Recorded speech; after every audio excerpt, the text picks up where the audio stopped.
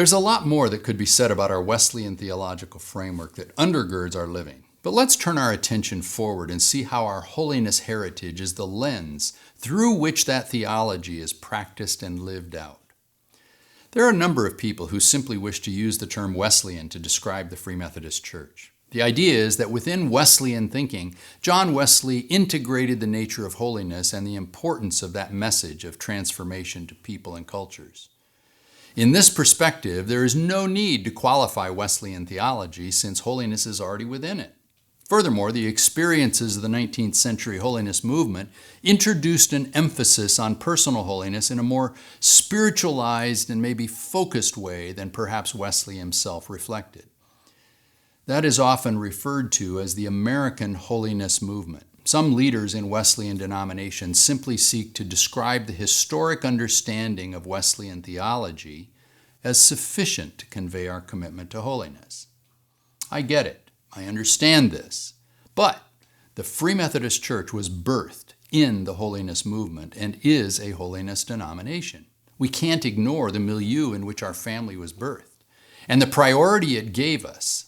Furthermore, especially today, there are many churches who identify as being very Wesleyan, but whose practices and life are not aligned with how we understand holiness in the Wesleyan way.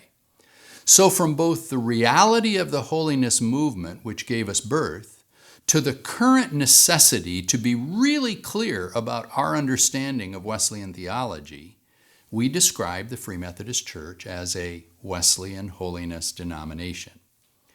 We are anchored in our Wesleyan theological framework, which we live out through our holiness heritage. As some of you may have heard me say, holiness does not belong to us or any one movement. Nearly every denomination and church throughout history has spoken to the question of holiness and understands it through its own family story and theological foundations. After all, it's a theme that appears more frequently in Scripture than any other. For us in the Free Methodist Church, that means that we appeal to our Wesleyan framework as we live the story of our birth and growth as a central part of the historic holiness movement.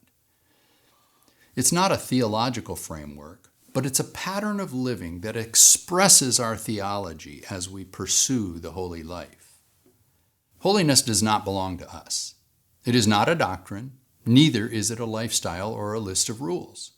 Holiness is unique among the themes of Scripture in that it does not describe something that God does to us or for us. When we read about God's story with us, we find that God offers salvation, grace, love. He gives us mercy. He offers forgiveness. He offers comfort and many other things. These are all actions of God to us or for us in response to our need. But holiness is not among them. It is something quite different. Holiness describes God's very nature. God is other. In that otherness, we find the telltale signs of holiness. When you read through Scripture, it's very difficult to pin down a definition of holiness because sometimes God describes God's own self as holy. Sometimes He describes people as holy, or places, or things. Sometimes God makes things holy, and other times God tells us to make things holy. See, the descriptor of holiness as a characteristic of God takes action form in the sanctifying process of making people, places, or things holy. So it's very difficult to provide a brief formula to define holiness. We can't do that any more than we can provide a brief statement to define God. When we start with that understanding, we quickly realize that in our limited human nature, we are completely unable to be holy. Because it is a descriptor of God, our only hope is to participate in God's holiness. We don't achieve holiness, but we immerse ourselves in God's holiness. How do we do that? Great question. That's been debated for many, many years. We don't do that by living up to the rules or achieving a level of spirituality through our lifestyle. We discovered that through the 20th century. We do not accomplish that by having perfect doctrinal positions. The only way of participating in God's holiness is through an act of complete surrender. We fully choose to surrender ourselves to the influence of God in us. And because God is holy, that influence in us makes us holy. Complete surrender of our will is the path to holiness. Although it certainly occurs at crisis points in our lives, it's a journey of continual surrender by which God is making us holy just as God is holy. And we increasingly reflect Christ in our living.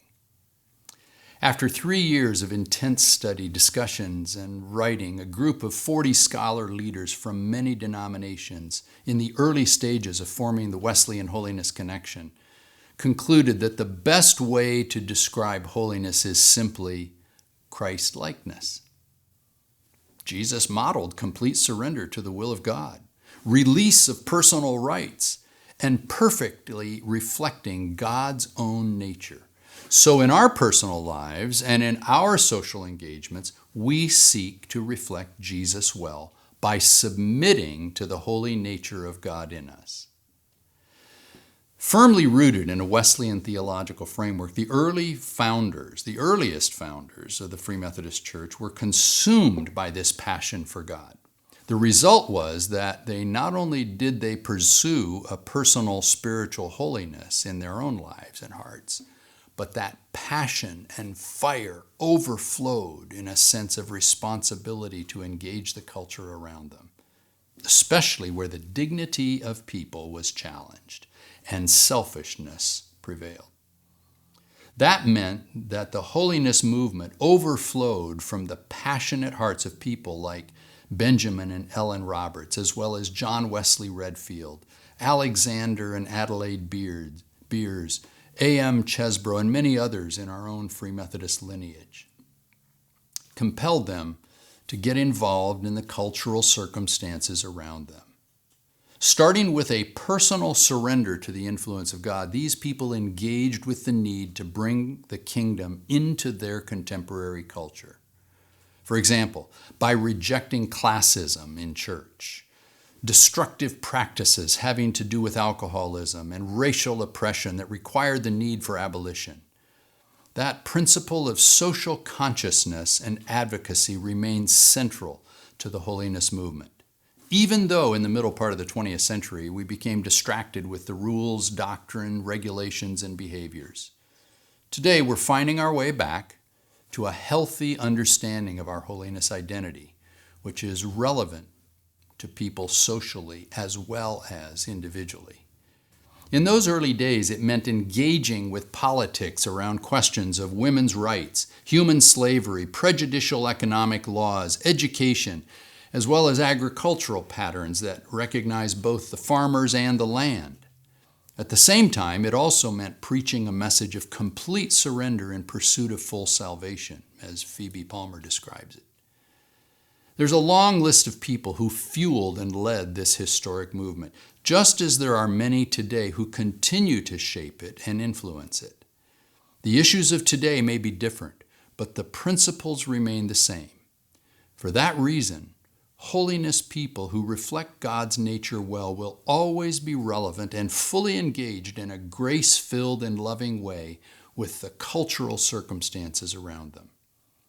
This is not to say that we're militant, nor do we create division through defiance. We simply reflect the holiness of God through our lives. We are compelled to engage in a way that reflects Christ, and by that we bring God's kingdom near. We don't have time to explore them, but think about people like Phoebe Palmer, who I consider to be the mother of the holiness movement, Orange Scott, C.H. Mason, Amanda Smith, Alma White, Daniel Warner, Phineas Brzee, John Wesley Redfield, Amy Semple McPherson, C.P. Jones, Ben Roberts, Ellen Stowe Roberts, and so many others. These are people who were influencers in shaping the holiness movement that gave birth to the Free Methodist Church, all built on a Wesleyan theological framework.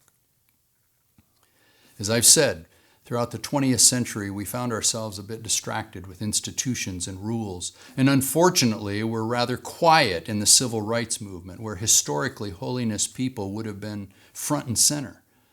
Thankfully, God used others, and now we are rediscovering our voice and the nature of our calling. As I've said in previous episodes, all streams of God's work in the world are valuable.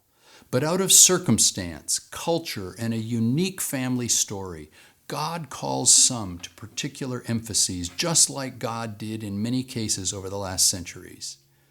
The Free Methodist Church is part of God's call to reflect God's own holiness in personal transformation of the soul that overflows in social engagement, making a difference in our communities.